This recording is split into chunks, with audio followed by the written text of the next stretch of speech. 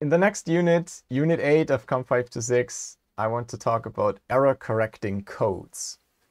In a sense, this is the opposite form of compression. Compression, we try to store as little information, as little bits, the fewest number of bits we could to represent the same data.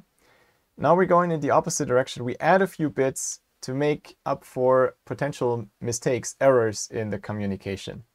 It's a different lens, but the two things often go hand in hand, both in applications.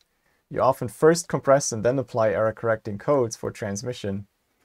And also the theory behind it has many touching points. This will be a fairly short unit and will only just scratch the surface of error correcting codes, but I want to introduce you to the nice Hamming codes as one example and a few lower bounds, the math and the theory behind it in a very short excursion. So I think this is a very enjoyable unit as well. And there we go. It will have three little parts. I'll give you a quick introduction, what the setup is, what is communication error correcting codes, why do we need those. Then we'll talk quickly about lower bounds, what is not possible with these codes. And then I'll show you the classic example of error correcting codes, the Hamming codes, which gets close to these lower bounds, but also leaves some things on the wish list still open. So this is also an active area of research still, with occasionally very smart and exciting new inventions. Let's get going.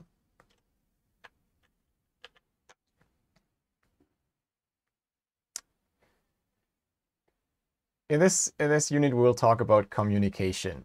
And the communication is between some two parties. One person wants to communicate to some other person some information, or it could be computer systems, where we'll get to in a second. The key feature of communication is that it's usually not perfect. It's noisy in a vague sense.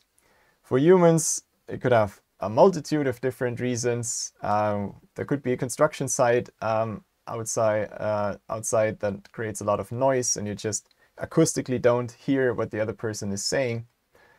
It could be weird forms of pronunciation. Maybe the person has a very strong accent that affects pronunciation, or maybe they have a disability that makes speaking different for them. There could also be, on a more semantic conceptual level, misunderstandings. We use the same words, but we mean different things, or humans use irony and all these separate layers beyond the superficial literal layer of language. And of course, languages to start with, ever since the Tower of Babel, if you believe in that story. Or just naturally by evolution, people living in different areas have found different languages, different words for the same things. And we can translate from one to the other, but if you've ever had a conversation where you used Google Translate or something like that, you see how easy, you will have seen how easily things get lost in translation. So these are things that happen when humans communicate. Now, we've actually have built-in error correction mechanisms into the way we communicate. How do humans cope with the fact that someone doesn't understand or hasn't understood what they said in the first place?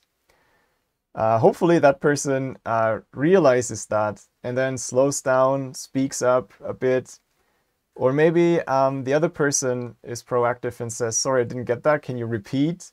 So that's another form of error correction. You just try again, right? So this is how humans cope with this noisiness of communication. And indeed, this works very well in language itself, or at least the written language, but also the spoken language itself has quite an amount of error correction built into it. So you can try to read out this sentence, and even if you don't carefully look at it, you might be able to read this sentence, at least if you're experienced in English or are a native speaker, then it will be very natural for you to read that this is because it seems that natural language has a lot of redundancy built into it. And there's misspellings, there's flipped characters, etc. But if you look at this, it might even take you a second to realize how many mistakes there are in there. And our brain is just great at glossing over these. But there are limits. There are limits to that. Of course, you want to see the comic. If a sentence has too many errors, like in this example, we can easily detect that something went wrong. This doesn't, it starts like an English sentence and then there's gibberish. So something has gone wrong, but there's no way we can figure out what this might have meant because there's just too much errors happening. It's too far away from anything we can identify as a valid English sentence. But if there's not too many errors, then we can correct those. And our brain is in fact very eager to do this. Whenever we, this is so built into us that we do this even if we don't want to or shouldn't. And there's even games that exploit that fact. So it's quite remarkable how deeply ingrained this is into our brains. We automatically make these error corrections without even thinking about it, or sometimes without even consciously realizing it. And well, you can read this on your own. This is a bit of nerd humor. Communication is definitely about two parties. One person tries to communicate to another person. And often it's two ways, but we'll always restrict it to the case that there's a sender and a receiver, and they might switch roles once in a while. But in scenarios like this, current lecture is actually quite close to this theoretical scenario where there's one sender and receivers, and we don't really switch roles a lot. So this this nicely fits our situation. Okay, communication usually uses some sort of medium to get from the sender to the receiver. And these can be of different kinds. For computers, it's usually some copper cables or maybe optical cables nowadays. And these can be affected by electromagnetic interference if it's a copper cable. I think the optical cables are probably also for that reason fairly stable, but I suppose there's sources of noise also for those. For computers, what we do is we transmit a binary string, and noise might mean that we occasionally flip a bit. So we wanted to say 110, but it came out as 100, say. Okay. That's the type of noise that we will look at. You can invent different models and do different things, but this is the standard model and it sounds reasonable. Computers are binary. They're discrete, so there's not something that you can say there's a bit of noise and now the 1 came out as a 0.5. That has no meaning for a computer. It's always digitized into a yes or no. But it might occasionally flip to the other side if it was too noisy, too far away from where it was when it was sent.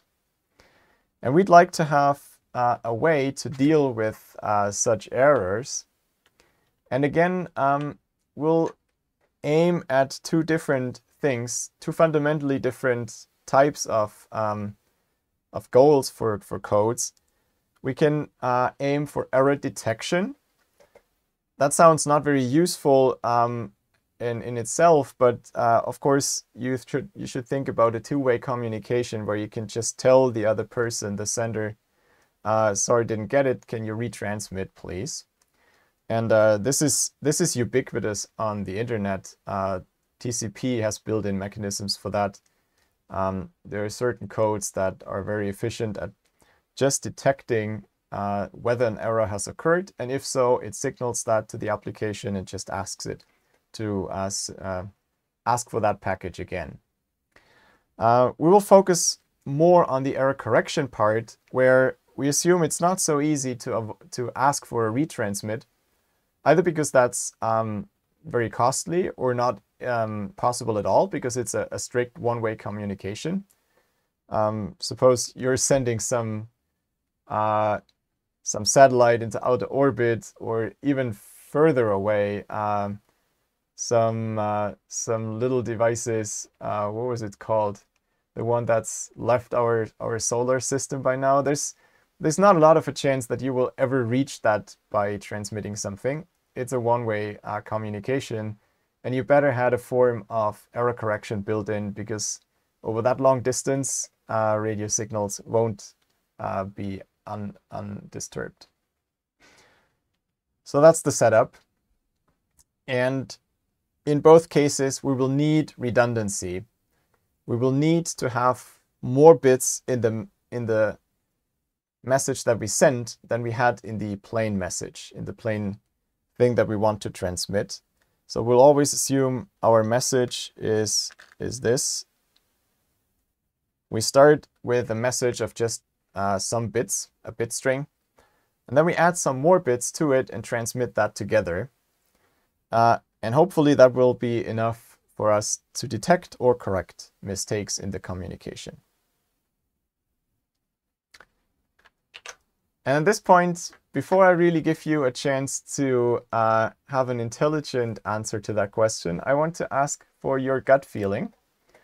What do you think in, say, we have a message of 100 bits. I want to transmit 100 bits to you.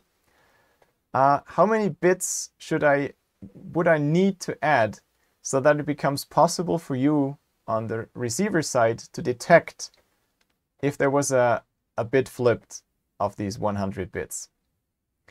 So I'm assuming a fairly reliable channel where I don't think it's likely that more than one bit flips at the same time. But I cannot be sure that there's not a single bit that flips. We'll see in a second a scenario where this is a physical reality. It's fairly unlikely to happen, but it occasionally happens that a bit flips. It's very unlikely that 2 bits flip at the same time or even more. That's the scenario I have in mind at this point. And I want to transmit 100 bits. What do people think is the right number of bits that I need to add to detect any such 1-bit error? Don't be shy, there's no right or wrong at this point. I haven't really told you anything about this.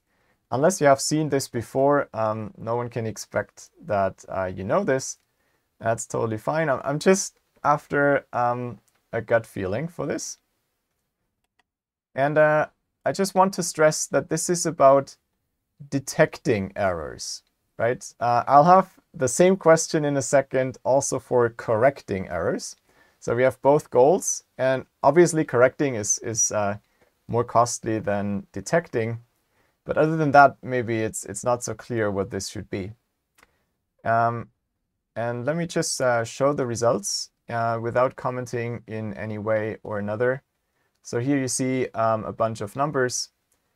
And don't let yourself be influenced too much by what you see. Just type what you think as your first thought. And at the end of this session, you will all be able to answer this question in a more intelligent way. By intelligent, I mean in a more knowledgeable way, because you will have learned the answer then. Okay. I'd like to jump to the other question. So if you want to send your answer, please do that in the next like 5 seconds.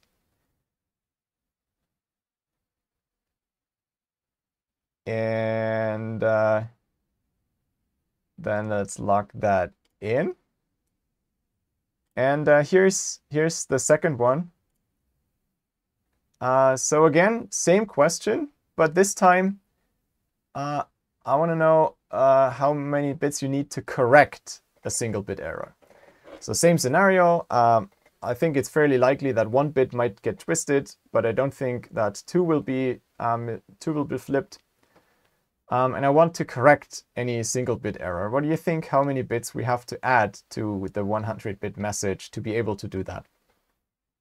That is the question. And again, just what do you think intuitively, if you've thought about this for a minute, what do you think might be a reasonable number? I'll just leave that question open.